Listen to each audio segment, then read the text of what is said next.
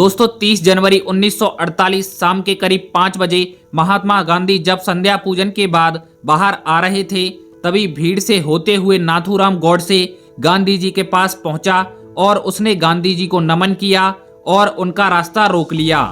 ये सब देखकर गांधी जी की बेटी मनु ने गौडसे को साइड हटने के लिए कहा, पर फिर भी नाथूराम गौडसे वहां से नहीं हटा और उसने गांधी जी को धक्का दिया, जिसके बाद कोई कुछ समझ पाता उससे पहले ही नाथूराम गौडसे ने अपने पास छुपी एक पिस्टल को निकालकर गांधी जी के सीने पर लगातार 3 गोलियां दाग दी, जिससे गांधी जी लहूलुहान हो गए।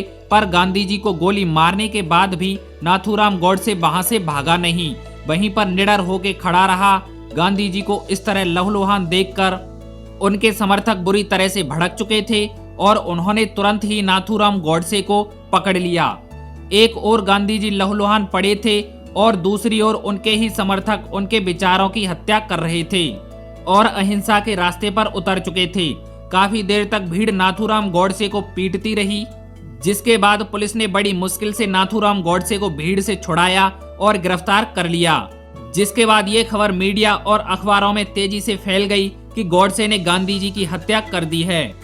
पर दोस्तों आपको बता दें कि गौडसे का ये गांधी जी को मारने का पहला प्रयास नहीं था, बल्कि इसके 10 दिन पहले यानी कि 20 जनवरी 1947 को भी गौडसे ने गांधी जी को मारने का प्रयास किया। दरअसल 20 जनवरी 1947 को जब गांधी जी एक सभा को संबोधित कर रहे थे, तब नाथूराम और उनके साथियों ने इस सभा में अचानक ही एक ग्रेनेड फेंक दिया, जिससे वहां हलचल मच गई। सभी लोग इधर से उधर भागने लगे और यही नाथूराम गौडसे और उनके साथियों का प्लान था। उन्होंने सोचा था कि जब भीड़ गांधी जी से अलग हो जाएगी तो वो दूसरा ग्रेनेड गांधी जी पर ही फेंक देंगे, जिससे उनकी मौत हो जाएगी। मगर दूसरा ग्रेनेड फेंकने से पहले नाथूराम गौडसे के एक साथी दिगंबर बाड़गे ने ग्रेनेड फेंकने से मना कर दिया, क्योंकि वो काफी डर गया था, जिसकी वजह से नाथूराम गौडसे और उसके साथियों को यहाँ से भागना पड़ा। पर यहाँ नाथूराम गौडसे का एक साथी मदनलाल यहाँ से नहीं भागा, जिसे बाद में पुलिस ने गिरफ्तार कर लिया और इस हमले में शामिल नाथूराम गौडसे और उसके सभी साथियों को ढूंढने की कोशिश शुरू कर दी गई। वहीं दूसरी तरफ नाथूराम गौडसे और उसके सभी साथी अलग अलग हो चुके थे। इसके बाद नाथूराम गौडसे ने अपने एक साथी के साथ दिल्ली से कानपुर के लिए एक ट्रेन पकड़ ली और इस ट्रेन में बैठने के बाद नाथूराम गौडसे को काफी पछतावा हो रहा था और इसी ट्रेन में बैठकर उसने यह प्रण लिया था कि अगली बार वो गांधी जी को खुद अपने हाथों से मारेगा और किसी पर भी निर्भर नहीं रहेगा। और इसके 10 दिनों के बाद ही नाथूराम गौडसे ने गांधी जी को खुलेआम गोलियों से भून दिया। दोस्तों आपको जानकर हैरानी होगी कि गौडसे खुद कभी गांधी जी का बहुत बड़ा प्रशंसक था और वो गांधी जी को अपना आदर्श मानता था। जब गांधी जी नॉन कॉरपोरेशन आंदोलन चला रहे थे, तब नाथूराम गौडसे अपने स्कूल में था और वो गांधी जी से बहुत ज्यादा प्रभावित था। इस आंदोलन के दौरान ही कुछ लोगों ने हिंसा शुरू कर दी, जिसकी वजह से गांधी जी बहुत ज्यादा दुखी हुए और उन्होंने इस पूरे के पूरे आंदोलन को ही बंद कर दिया। और जैसे ही गांधी जी ने इस आंदोलन को बंद किया, तब से ही नाथूराम गौडसे के मन में गांधी जी के लिए नफरत शुरू हो गई। जब गौडसे को गिरफ्तार किया गया तो कोर्ट में पेश होते ही उससे पूछा गया कि आखिर उसने महात्मा गांधी जी को क्यों मारा। तो इसके जवाब में उसने कहा कि गांधी जी को मारने के उसके पास कई वजह थीं। गौडसे के अनुसार गांधी जी ने हमेशा ही देश के हिंदुओं के साथ नाइंसाफी की थी और वो हमेशा ही मुस्लिमों के हितों में फैसला लेते थे। यहाँ तक कि नाथूराम गौडसे गांधी जी को भारत के बंटवारे का कारण भी मानता था और गांधी जी की वजह से ही भारत के 2 टुकड़े हुए थे। यहाँ तक कि गांधी जी एक तानाशाह थे जो अपनी मर्जी के हिसाब से भारत को चला रहे थे। वो अपनी मर्जी से किसी भी आंदोलन को शुरू और बंद कर देते थे। गौडसे ने कहा कि मुझे गांधी जी को मारने का कोई भी पछतावा नहीं है और मैं अभी भी यही मानता हूँ कि मैंने गांधी जी को मारकर सही किया, क्योंकि वो इसी लायक थे, क्योंकि उन्होंने हमेशा से ही भारत के हित में फैसले नहीं लिए बल्कि पाकिस्तान को ज्यादा अहमियत दी।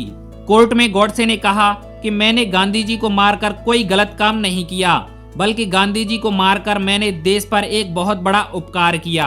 पर दोस्तों हम आपको बता दें कि जिस तरह नाथूराम गौडसे गांधी जी को भारत के विभाजन का कारण समझता था, ऐसा बिल्कुल भी नहीं था। बल्कि देश के विभाजन का सुझाव देने वाले गांधी जी या फिर जिन्ना नहीं, बल्कि गॉडसे के ही राजनीतिक गुरु थे।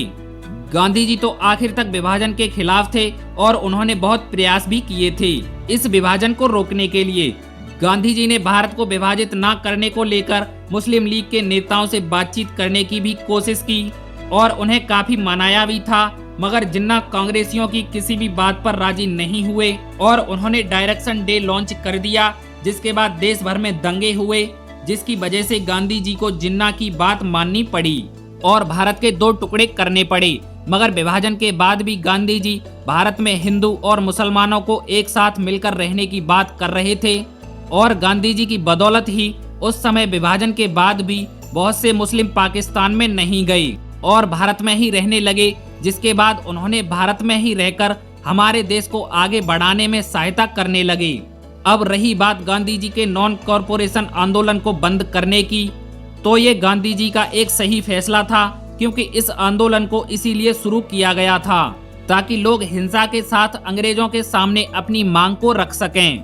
लेकिन जब इस आंदोलन के दौरान हिंसा भड़कने लगी तो फिर आंदोलन के मुख्य उद्देश्य को भी ठेस पहुंची और इस आंदोलन को बंद करने के बाद गांधी जी अंग्रेजों के सामने झुक गए थे। और दोस्तों, नाथूराम गॉडसे गांधी जी को हिंदू विरोधी भी कहता था और उनके जीवन पर भी सवाल उठाता था, क्योंकि गांधी जी का जीवन इतना साफ सुथरा नहीं था कि लोग उन पर सवाल ना उठाएं। गांधी जी ने भी कई ऐसे फैसले लिए जो उन्हें नहीं लेने चाहिए। दोस्तों, आपको गांधी जी की हत्या से जुड़े कई सवालों के जवाब मिल गए होंगे। साथियों, गांधी जी के कुछ गलत फैसलों के कारण उनकी हत्या करना सही था क्या? कमेंट बॉक्स में अपनी राय जरूर दें। और आपको वीडियो जरा सी भी पसंद आई हो तो वीडियो को लाइक करके चैनल को सब्सक्राइब जरूर कर लेना। चलिए दोस्तों, मिलते हैं किसी नए वीडियो में किसी नए टॉपिक के साथ। तब तक के लिए जय हिंद, वंदे मातरम।